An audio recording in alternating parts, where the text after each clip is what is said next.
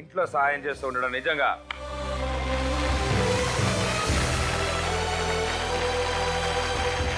మీ అన్నదమ్ముల మధ్యలో ఎలాంటి రిలేషన్ ఉంటుంది? అన్నదమ్ముల రిలేషన్ కాకుండా ఇంట్లో అన్నదమ్ములు స్నేహితుల్లో ఉంటారు. అవును సార్. చాలా విషయాలు మీరు మాట్లాడుతూ ఉంటారు, మీరు ఆయనకి నేర్పిస్తూ ఉంటారు. సాధారణ అన్న నేర్పిస్తాడు తమ్ముడికి, కానీ తమ్ముడు అన్నకి నేర్పిస్తున్నాం. ఏ విషయాలు, ఎలాంటి విషయాలు మీరు చర్చిస్తారు? మీ గురించి ఆయనకి తెలుసా? తెలుసు సార్. మా అన్నగారు ఏదైనా వ్యవసాయం చేసి నేను ఏదైనా పని చేసి వచ్చినప్పుడు, తమ్ముడు పొలంలో నాటేపించినావా, ఇప్పుడు ఈ సీజన్ వచ్చిందంటే చాలు సార్, వర్షం పడదంటే మొలకలు చల్లినావా ముందు, ఈ నెల మన పొలం కోతకు వచ్చిందా, ఎంత అయింది, ఏమైనా అప్పులు ఉన్నాయా, అమ్మ పని చేస్తుంది చేయట్లేదు కదా, ఇప్పుడు మాకు కూడా బియ్యం కావాలి కదా, మరి ఎట్లా, ఏ సంగతి, ఎట్లా చేస్తావు అని ఆయన అడిగినప్పుడు నాకు కళ్ళలో నీళ్లు తిరిగి, మా అన్నయ్యకి తెలివే ఉంటే ఈ రోజున మేము ఈ స్థితిలో ఎందుకు ఉండేటోళ్ళం.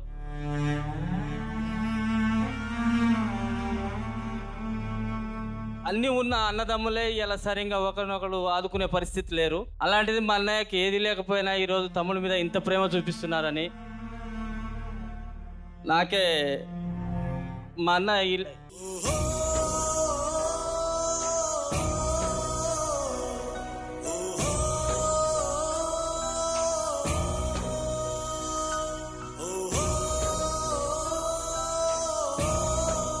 ఓకే. సో ఇప్పుడు తమ్ముడు ముందుకు వచ్చాడు. ఆ చివరి ప్రయత్నంగా తన అన్న కోరికను తీర్చడానికి తమ్ముడే ముందుకు వచ్చాడు. సో పని చేద్దాం.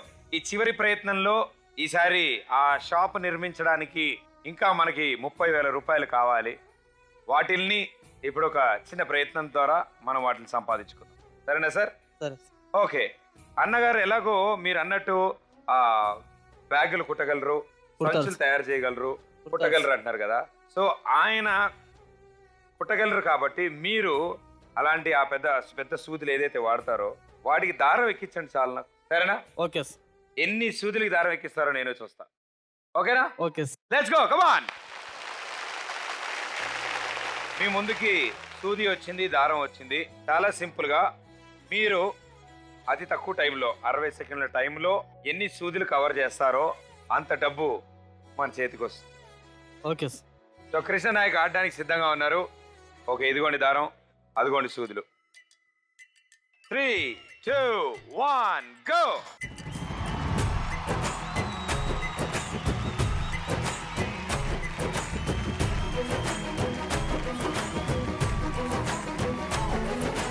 ఏ చోటైనా నీతో లేడా కాచే పైవాడు, నీ నీడై జాడై చెలికాడై నడిపిస్తూ ఉంటాడు. చిరునమ్మకమిస్తే చాలు నీ నమ్మిన వంటవుతాడు. తన ఊపిరి వంతెన చేసి పెను కడలిని దాటేస్తాడు. నీ తెల్లని మనసుకు చల్లని చూపుల దీవెనలిస్తాడు.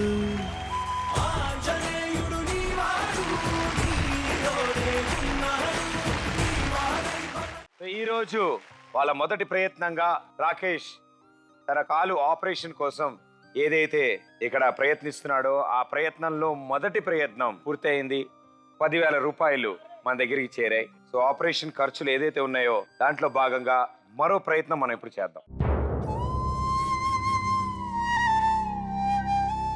ఆ మరో ప్రయత్నం చేయడానికి ఆల్రెడీ వాళ్ళ కుటుంబం నుంచి ఆయన భార్య ముందుకు వచ్చారు మొదటి ప్రయత్నంలో. సో రెండో ప్రయత్నం సాధారణంగా మనలోంచి కొంతమంది ముందుకు వస్తారు అండ్ మనలోంచి కొంతమంది వచ్చి ప్రయత్నిస్తారు. సో ఎవరు రాబోతున్నారు?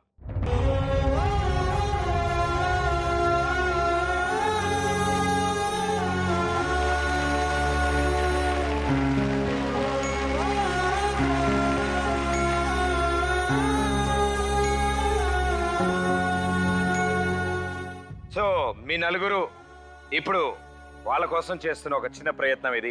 మీరు కనుక ఇది పూర్తి చేస్తే మీరు 20,000 రూపాయలు సంపాదించగలరు ఇందులో. అండ్ ఆ 20,000 రూపాయలతో రాకేష్ గారికి, చంద్రకళ గారికి అందజేయచ్చు. సో ఇప్పుడు మీరు 2 టీముల కింద ఉన్నారు. మొదటగా ఈ టీం ఆడతారు, తర్వాత మీ టీం ఆడతారు. మీరు ఇక్కడ నుంచి ఎల్లో కానీ ఆరెంజ్ కానీ బాల్ సెలెక్ట్ చేసుకుని ఈ బ్లూ లైన్ స్టార్ట్ చేసి ఫ్యాన్తో గాలి. ఇంట్లో ఇల్లు ఉడిచే అలవాటు ఉందా? ఇదిగా మంచి ఫ్యూచర్ ఉంది నాన్న. ఇల్లు ఉడ్చడం వచ్చేస్తే దాని తర్వాత అంట్లు తోవడం వస్తుంది, బట్టలు ఉతకడం వస్తుంది. ప్రాబ్లం ఏం లేదు నీకు. సో ఇప్పుడు మీరిద్దరు కలిసి ఒక కలర్ బాల్ని సెలెక్ట్ చేసుకుని వాటిల్ని నిమిషం లోపల 60 సెకండ్ల లోపల ఏదో ఒక రింగ్లోకి పంపించాలి. రైట్, చేత్తో ముట్టుకోవడానికి లేదు. రెడీయా? ఓకే, వెళ్ళండి ఇద్దరు వెళ్ళి.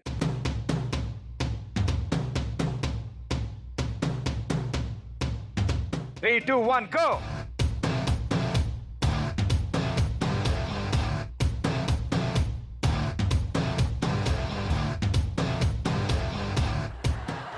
Da.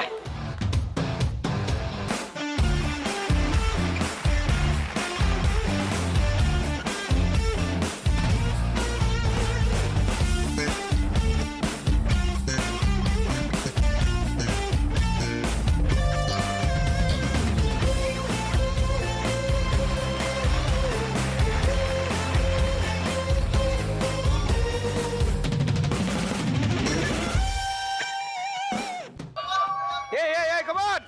Come on, come on, come on!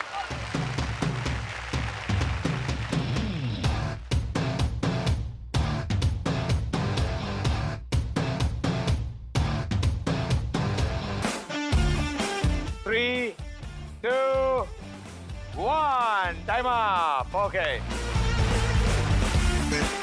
ఈయన ఆల్రెడీ ఇప్పుడు ఈ చేయి పొడుగ్గా ఈ చేయి పొట్టిగా అయింది. ఈయనకి అంతలా తిప్పాడు, బాల్ మాత్రం అక్కడే ఉంది. నిజంగా మీ ఇద్దరు బాగా కష్టపడ్డారు. ఇప్పుడు వీళ్ళిద్దరు కలిసి ఎన్ని బాల్స్ అందులో వేస్తారు చూడు. రైట్, ఇద్దరండి.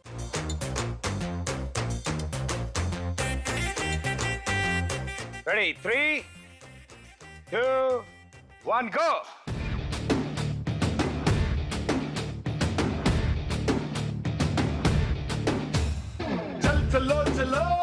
కొట్టకూడదు నాన్న, ఊపాలి. అయ్యా,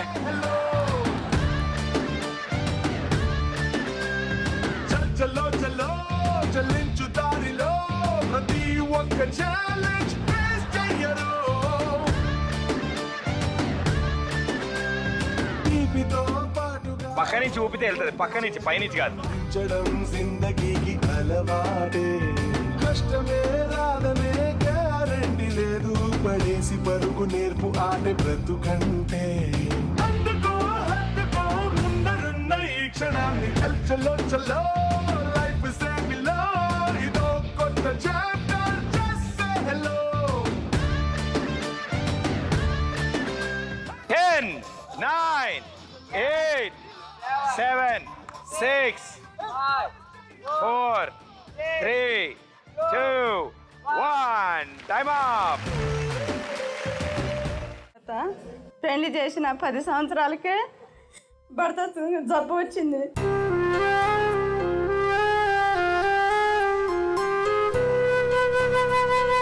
పిల్లలకు భార్యకు ఒక గూడైనా ఉంచాలి, కట్టాలని బేస్మెంట్ లేపిన 20 రోజులకే చనిపోయాడు.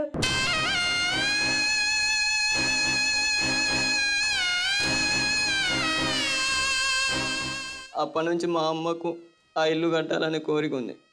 ఇప్పటిదాకా ఇల్లు కట్టలేకపోయినాం సార్.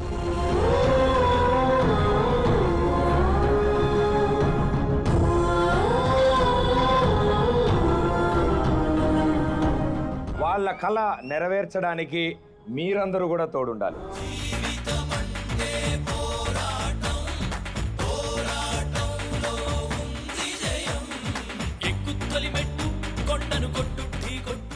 పనికి పోయి వచ్చి దీపం పెట్టుకొని ఉంటున్నాము. వాళ్ళకి ఇప్పుడు చదువు బంద్ చేయాలని అనుకుంటున్నా. చదువు అంటే పేదవాడికి శాపమా? నేను పడే బాధలు నా పిల్లలకు రావద్దు, వాళ్ళకు చదివించాలని మళ్ళీ ఒక ఆశ. పేదలంటే సరస్వతికి ద్వేషమా? మమ్మల్ని పోషించడానికి కడుపు నిండా తిండి పెట్టడానికి కూడా పెట్టుకోలేకపోతుంది నాకు. వాడలు